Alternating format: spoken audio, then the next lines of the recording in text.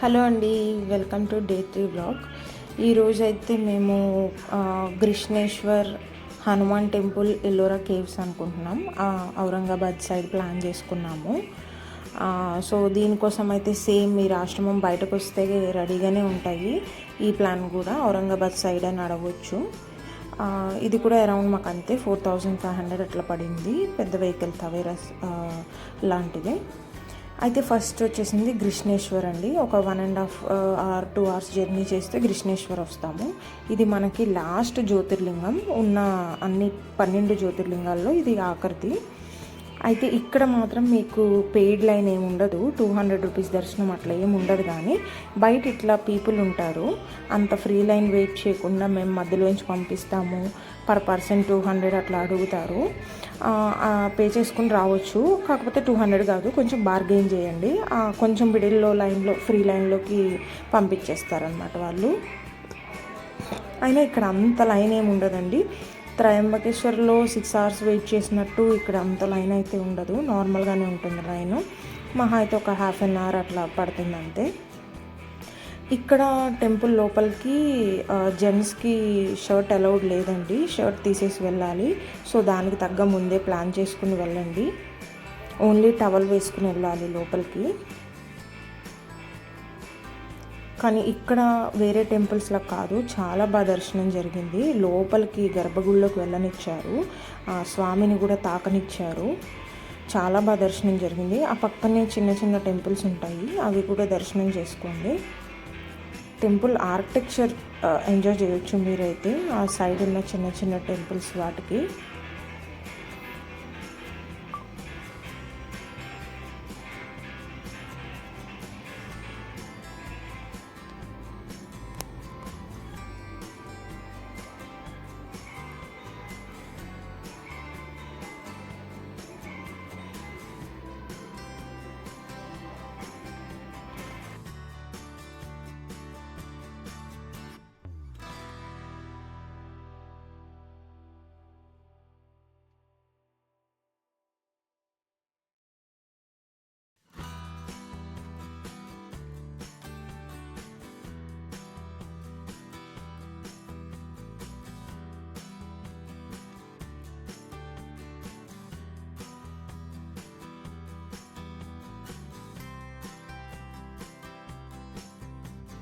గ్రిష్ణేశ్వర్ అయిపోయిన తర్వాత మనం హనుమాన్ టెంపుల్కి వెళ్తామండి. భద్రమారుతి టెంపుల్ అంటారు దాన్ని.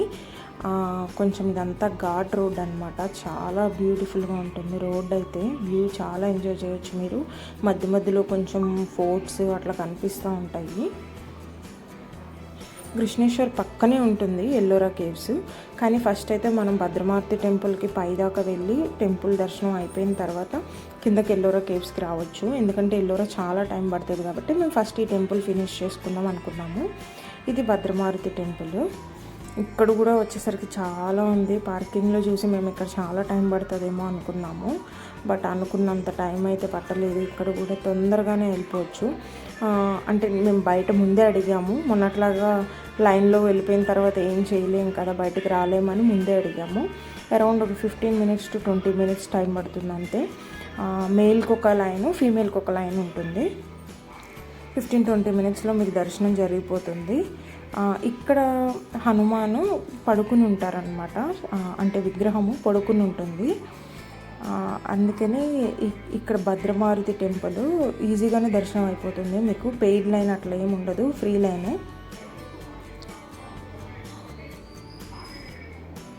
చూసారా టెంపుల్ బయట ఎంత ప్లేస్ ఉందో. కానీ ఎక్కడికి వెళ్ళినా క్రౌడ్ ఉంటున్నారు. అంటే షిరిడి వచ్చిన వాళ్ళు ఒక్కళ్ళు షిరిడి ఒక్కటే చూసుకొని వెళ్ళారు కదా, చుట్టుపక్కల ఏరియాస్ అన్నీ కవర్ చేస్తున్నారు. సో ఆల్మోస్ట్ మాకు రెగ్యులర్గా ఒకే ఫేసెస్ కనిపిస్తున్నాయి.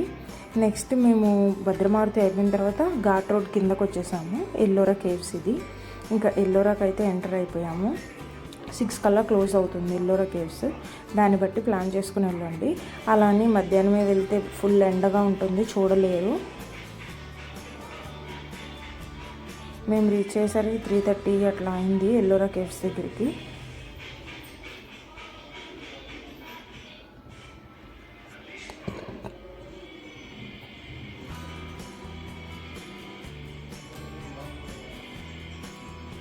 ఇదంతా టికెట్కి లైన్ అనమాట. చెప్పాను కదా, షిరిడి వచ్చిన వాళ్ళంతా రెగ్యులర్గా అన్ని ప్లేసెస్ తిరుగుతున్నారని. చాలా క్రౌడ్ ఉంటుంది. టికెట్స్ కూడా చాలా టైం పట్టింది మాకు. టికెట్స్ తీసుకున్న తర్వాత లోపలికి ఎంటర్ అవుతాము ఎల్లోరా కేవ్స్. ఇది తిరగాలంటే చాలా ఓపిక ఉండాలండి. మేము చెప్పినట్టు ఆల్రెడీ 3 days నుంచి తిరిగి ఉన్నాం కాబట్టి మేము అంత తిరగలేదు. ఎల్లోరా కేవ్స్ ఆల్మోస్ట్ ఒక 7-8 కేవ్స్ ఉన్నాయంట లోపల. బట్ మేము ఒక్కటే తిరిగాము, మిగతా అన్ని కేవ్స్ తిరగలేదు మేమైతే.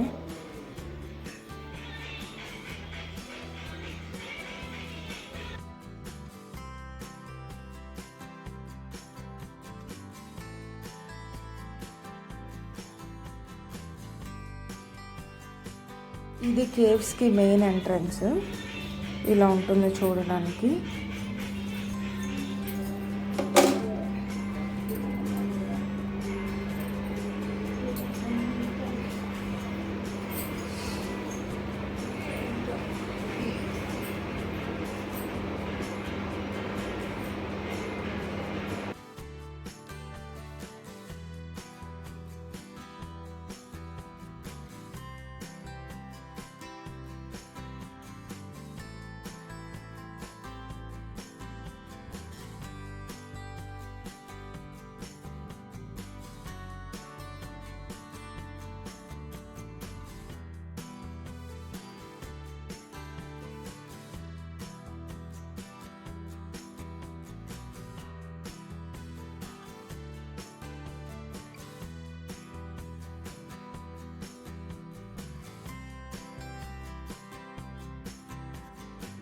ఇది కేవ్ సెంటర్ అయిన తర్వాత లోపల మీకు కావాలంటే గైడ్ కూడా ఉంటారు ఇక్కడ.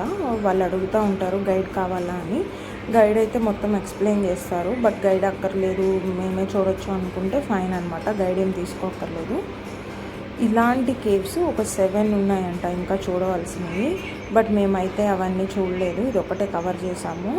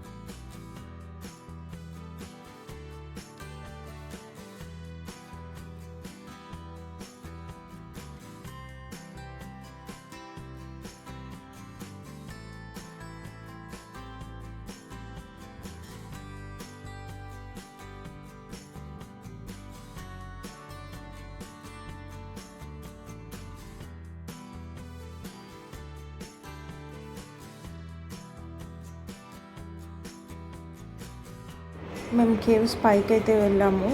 అనుకోకుండా అప్పుడు రెయిన్ పడింది. రెయిన్ పడినప్పుడు జాగ్రత్త అండి, కొంచెం స్కిడ్ అయ్యే ఛాన్సెస్ ఉంటుంది. పైన టెంపుల్ ఉంటుంది, శివుడు టెంపుల్. అంటే అప్పట్లో సేమ్ రాక్ స్టోన్తో చెక్కిన టెంపుల్ ఉంటుంది, అది కూడా చూసుకోండి.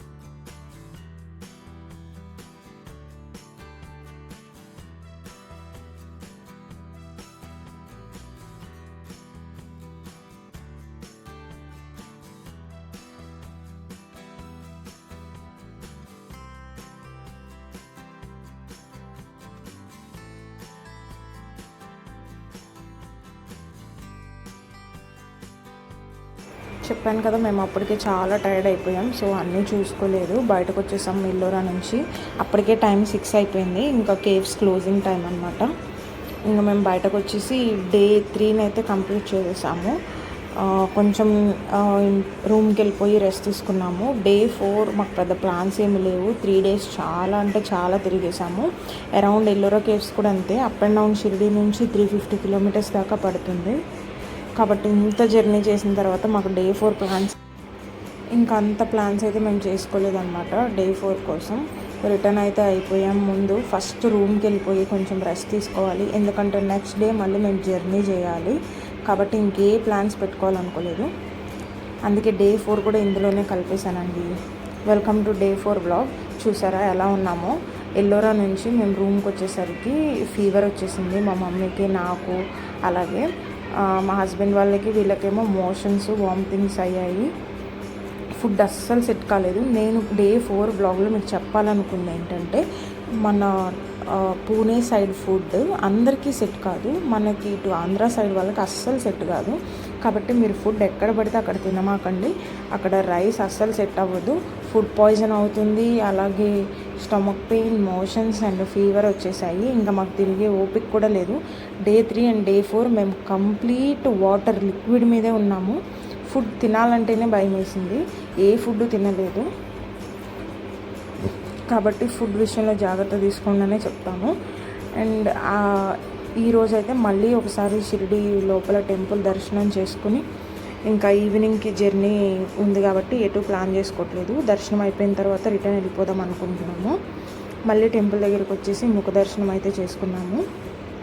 బట్ నేను చెప్పాలనుకున్నది ఏంటంటే, ఆంధ్ర సైడ్ ఉన్న వాళ్ళు షిరిడి వరకు రాలేకపోయినా, మాకైతే అందరికీ నాకు తెలియదండి, మాకు విజయవాడ ప్రసాదంపాడులో షిరిడీలో ఉన్న సాయిబాబా లాగానే ఉంటారు సేమ్ మాకు అక్కడ.